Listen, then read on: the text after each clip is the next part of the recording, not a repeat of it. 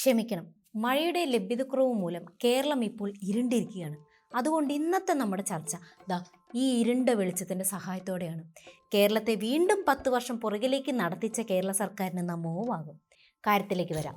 സദാസമയം ചിരിക്കുന്ന മുഖ്യൻ അധികാരത്തിലെത്തിയതോടെ കേരളം ഇരുട്ടിലുമായി ഇപ്പോൾ ആരോരുമില്ലാത്തവർക്കും തീരാരോഗികൾക്കും അടിയന്തര ആശ്വാസമായി കിട്ടിക്കൊണ്ടിരുന്ന മുഖ്യമന്ത്രിയുടെ ദുരിതാശ്വാസ നിധിയിൽ നിന്നുള്ള ചികിത്സാ സഹായവും നിലച്ചു. നിലവിൽ സാധാരണക്കാർക്ക് എളുപ്പത്തിൽ ലഭ്യമായിക്കൊണ്ടിരിക്കുന്ന ചികിത്സാ സഹായത്തിന് പൂട്ട് വീണുവെങ്കിൽ അതിലൊരു അഴിമതി മണക്കുന്നില്ലേ? ഇല്ലേ എന്നല്ല, ഉണ്ട്. കാരണം കസേരയിലിരിക്കുന്നത് ടീം UDF ആണല്ലോ. UDF സർക്കാർ അധികാരത്തിൽ വന്നതിന് ശേഷം ആയിരക്കണക്കിന് അപേക്ഷകളാണ് കെട്ടിക്കിടക്കുന്നത്. ഇതിനിടയിൽ 100 ദിന പരിപാടിയുടെ ലേബലിൽ കോൺഗ്രസ് പ്രവർത്തകർ നേരിട്ട് അപേക്ഷ സ്വീകരിച്ച് മുഖ്യമന്ത്രിയുടെ ഓഫീസിൽ എത്തിക്കുന്നുമുണ്ട്. സംഭവം മനസ്സിലായല്ലോ അല്ലേ? അതായത് 2011-16 UDF സർക്കാരിൻ്റെ കാലത്ത് ദുരിതാശ്വാസ നിധിയിലെ പണം കമ്മീഷൻ വ്യവസ്ഥയിലാണ് വിതരണം ചെയ്തിരുന്നത്. രോഗിക്ക് പണം ലഭിക്കുമ്പോൾ അപേക്ഷ വാങ്ങിയ കോൺഗ്രസ് പ്രവർത്തകനും കമ്മീഷൻ, അതായത് കിട്ടുന്ന പണത്തിൽ നിന്ന് നല്ലൊരു വിഹിതം സഹായത്തിനെന്ന് പറഞ്ഞെത്തിയ കോൺഗ്രസ്സുകാരന്.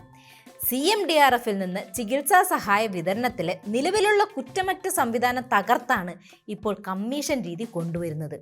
ഇതാണ് ദുരിതാശ്വാസ നിധിക്ക് പൂട്ട് വീണതിന് പിന്നിലെ ചേതോവികാരം. അതായത് നമ്മൾ 10 വർഷം പുറകിലേക്ക് സഞ്ചരിച്ചു കൊണ്ടിരിക്കുന്നു.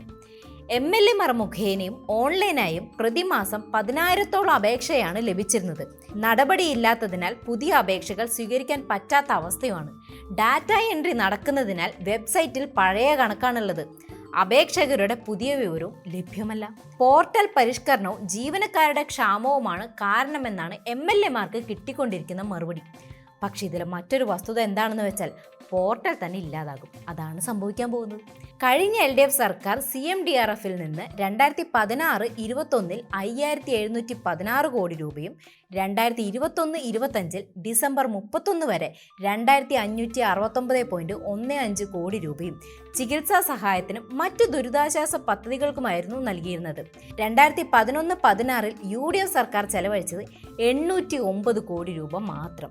UDF സർക്കാരിൻ്റെ കാലത്ത് കെട്ടിക്കിടന്ന ചികിത്സാ സഹായത്തിനുള്ള 30,000 അപേക്ഷകളിൽ LDF സർക്കാരാണ് പണം കൈമാറിയത്. ആവശ്യത്തിന്റെ ഗൗരവം അനുസരിച്ച് 5,000 മുതൽ 3 ലക്ഷം രൂപ വരെ സഹായം ഉടൻ ലഭിക്കുന്ന ഓൺലൈൻ രീതിയാണ് LDF സർക്കാർ നടപ്പിലാക്കിയത്. അർഹതപ്പെട്ടവർക്ക് 100 മണിക്കൂറിനുള്ളിൽ സഹായം എത്തിച്ചിരുന്നു. ഇനി ഇതെല്ലാം അപ്രത്യക്ഷമാണ്. കിട്ടുന്ന തുകയിൽ നിന്ന് കോൺഗ്രസുകാർക്ക് പകുതി കൊടുത്താൽ കാര്യം നടക്കും, ഇല്ലെങ്കിൽ മിണ്ടാതെ മൂലയ്ക്കിരുന്നു. ഇതാണ് നിലവിൽ ടീം UDFിന്റെ രീതി. അപ്പൊ പറഞ്ഞ പോലെ ദുരിതാശ്വാസവുമില്ല, ഇരുട്ടുതിരിക്കണം, കലികാലം.